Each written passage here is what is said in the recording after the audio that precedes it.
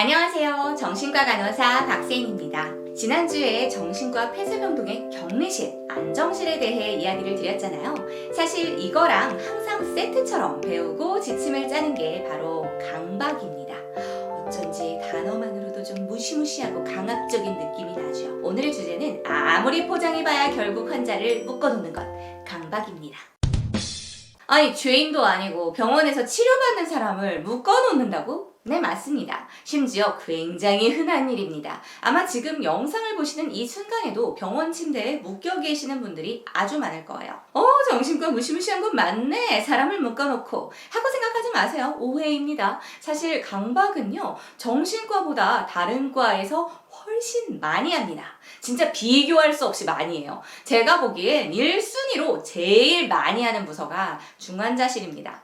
중환자실은 보통 인공호흡기 꽂고 의식 없이 누워 계시는 분들이 많잖아요. 근데 의식이 없어도 우리가 불편하면 무의식적으로 움직임이 있을 수 있거든요. 인공호흡기나 콧줄, 배액관 이런 치료에 필요한 장치들이 의식이 있으면 불편해도 치료를 받으려면 참아야지 하고 갖고 계시는데 의식이 없으시니까 그냥 갖다 잡아 빼는 거예요. 비계획적 발관이라고 하는데 아주 흔한 일입니다. 근데 이게 예를 들어서 콧줄을 잡아 뺐다 하면 뭐 그냥 다시 넣으면 되는데 기도석관한 걸 잡아 빼거나 하면 호흡에 문제가 생길 수 있고 중심정맥관, 동맥관 이런 걸 잡아 빼면 피바다가 예상되죠. 생명 유지에 필요한 약물 같은 것들도 제대로 주입이 안 되고 옆으로 질질 새겠고요. 잡아 빼면서 상처가 생길 수도 있습니다.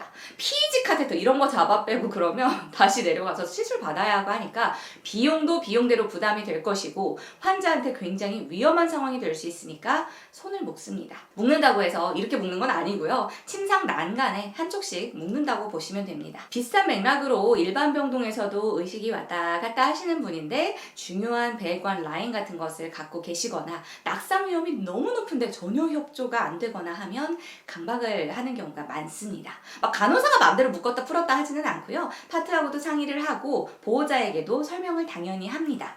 병원에서는 51대 49의 선택을 일상적으로 하게 되는데요. 팔을 묶는 것으로 인해 얻는 효과가 묶지 않음으로 인해 얻는 효과보다 1%라도 긍정적이고 치료에 도움이 된다 하면 묶을 충분한 근거가 됩니다. 한 몇 년 전부터 타병동에서는 이걸 신체보호대라고 이름을 바꿨던데 강박이랑 같은 말입니다. 옛날에는 태권도 끈 같은 거에서부터 탄력붕대라고 하죠. 이비 같은 걸로 막 묶었었는데 요새는 강박끈도 약간 메쉬로 통풍도 되고 쿠션도 붙어 있어서 착용감이 그래도 예전보다는 나아 보이는 그런 제품화된 것들을 씁니다. 일반 병동도 그렇고 또 강박 많이 하는 데가 요양병원이죠. 이게 진짜 필요악이라고 생각되는 부분인 게 보호자가 있는 일반 병동 같은 경우에는 진짜 위험한 라인 같은 게 있어서 잠깐 강박을 하는 경우가 대부분이지만 요양병원은 현실적으로 인력이 없는데 사고는 나면 안 되니까 어쩔 수 없이 하는 경우가 너무 많거든요. 전 요양병원에서 일해본 적은 없습니다만 어떤 상황일지는 너무 잘 압니다.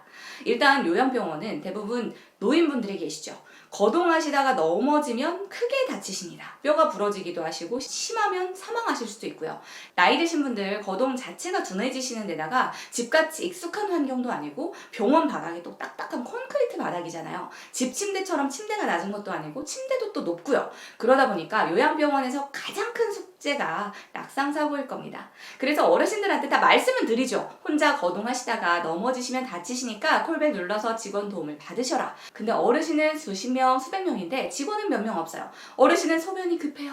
그럼 어떻게 해요? 화장실 가셔야죠. 그렇게 화장실 가시다가 넘어지시는 경우도 너무 많고 설명한 것 자체를 기억 못 하시는 분들도 많고 하다 보니까 사고가 계속 나죠. 사고가 나면 병원이 배상을 해야 하니까 이제 간호사들이 달달 볶죠. 어떻게 해서든 낙상 발생률을 낮춰라. 어떻게 낮추겠어요? 눈앞에 2명, 3명 놓고 보는 ICU 중환자실에서도 낙상은 발생을 하는데 한 사람이 수십 명씩 어떻게 보겠어요? 협조도 안 되고 낙상 위험도 높다 하면 묶을 수밖에 없는 거죠. 입장 바꿔서 내가 입원했는데 묶였다 생각하거나 아니면 내 가족이 묶여있다 그러면 굉장히 속상할 것 같아요. 근데 또 현장 상황을 아니까 진짜 답이 없죠. 1:1 간병도 부족하고요. 진짜 간병하는 사람이 화장실 가고 밥 먹고 잠자는 것도 안 하고 1초도 눈을 떼지 않고 준비태세를 갖춘다 하는 게 아니면 100%란 없습니다. 이 낙상만이라도 24시간 관리가 되는 간병 로봇 같은 게 상용화되면 진짜 현장에 큰 도움이 되고 고령화 사회를 대비하는데 꼭 필요할 것 같은데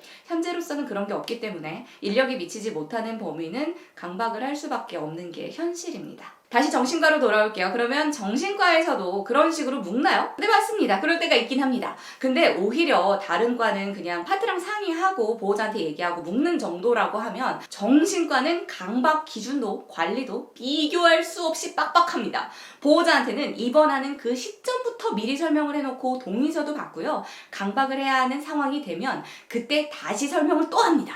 의사 처방만이 아니라 의사가 기록도 해야 하고 환자 보러도 와야 하고 간호사는 바이탈도 1시간 간격으로 해야 하고 기록할 것들도 겁내 많습니다. 지난주에 안정실 갈 때도 할 일이 엄청 많댔잖아요. 강박하면 할 일이 더더더더 많습니다. 절대 좋아서 하는 게 아니라는 뜻이죠. 다른 과처럼 협조가 안 되고 낙상 위험이 아주 높은 경우에 정신과에서도 마찬가지로 강박 적용의 대상이 됩니다. 일반적인 적용 기준이 자타해의 위험성이 높은 건데 의도적이지 않을 수 있지만 넘어지면 다치는 거잖아요.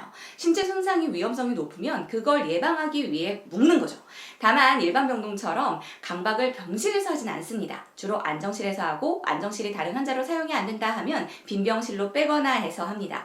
왜냐면 강박근이 끈이잖아요. 긴 끈이잖아요. 정신과 폐쇄병동의 금기 물건입니다. 긴 끈. 자살사고 가지신 분들이 있을 수가 있는데 병실에서 강박하고 있는 사람 끈 풀어가지고 어찌어찌 썼다 하면 그거 어떻게 할 거예요? 큰일 나겠죠? 그래서 절대 강박을 병실에서 하지는 않습니다. 그거 말고도 환자가 말 그대로 난동을 부리고 폭력적인 상황이거나 심하게 흥분하고 행동이 조절되지 않거나 했을 때도 강박을 사용합니다. 말 그대로 자타회의 위험이 높을 때요. 자해의 경우에는 환자들도 스스로가 조절이 안 된다고 진정될 때까지 좀 묶어달라고 오히려 요청을 하시는 경우도 있습니다.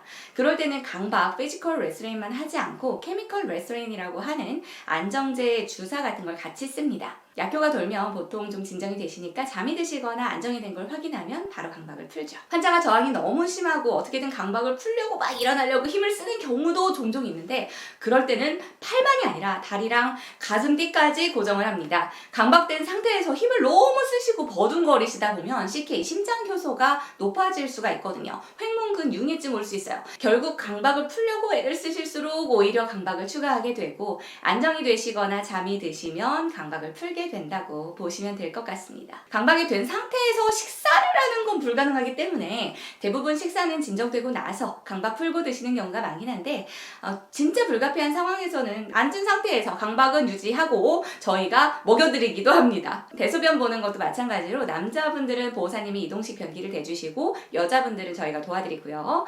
아예 대소변 조절이 안 되는 경우에는 기저귀를 차시고요. 옛날에는 기준 자체가 지금처럼 빡빡하지는 않았어서 진짜 며칠씩 꽤 오래 강박하고 계시는 경우도 있었는데 요새는 아무리 길어도 몇 시간을 넘어가는 경우는 거의 없습니다. 진짜로 몇 날 며칠씩 너무 오래 강박이 된 채로 있으면 폐색정증 같은 게 와서 서든데스 하실 수도 있기 때문에 기준이 점점 강화되고 무슨 인증이나 정신의료기관 평가 같은 거 보건소 실사 같은 거 하면서 엄청 모니터링을 합니다. 말 안 듣는다고 묶어놓고 방치하고 이런 건 지침을 준수한다면 있을 수 없는 얘기라는 거죠. 물론 모든 기관이 지침을 잘 지키고 있을까 하는 의문은 있습니다. 치료자가 악한 의도를 가졌다기보다는 요양병원의 경우처럼 인력이 부족한 곳 같은 경우에는 어떨까? 환자들이 경험했다고 호소하는 억울하고 심한 일들이 지금도 실제로 100% 없다고 말할 수 있을까 하는 한계는 있을 것 같습니다. 사실 저는 이 강박이라는 단어 자체에서 오는 거부감이 좀 있어서 환자분들한테 설명할 때 되도록 강박이라는 단어를 안 쓰려고 노력을 했었습니다. 대신 고정이라는 말을 썼죠. 뜻은 같잖아요. 협조해주세요. 계속 위험한 행동을 하시면 안전을 위해서 팔다리를 고정해야 합니다. 하는 게 강박할 거예요. 묶어놓을 거예요. 하는 것보다는 좀 낫지 않나요? 예전에 인권교육 들으면서 어느 선진국의 병원은 강박을 아예 안 한다더라 하면서 영상을 보여주는데 거긴 치료자가 몇 시간 동안 면담실에 들어가서 킵하고 있더라고요. 그걸 보고 생각한 게 우리가 쓸데없이 강박을 남발하는 것 같다. 환자들의 인권을 위해 우리가 좀 더 노력하자. 이게 아니라 와 저긴 좋겠다. 환자 한 명만 몰아온다.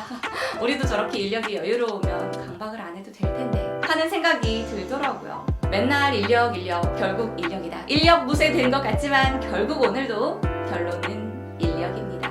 저는 다음에도 정신과 간호사 그리고 정신과 간호사에 대한 이야기로 찾아올게요. 구독과 좋아요로 함께 해주세요. 다음에 꼭 다시 만나요. 안녕.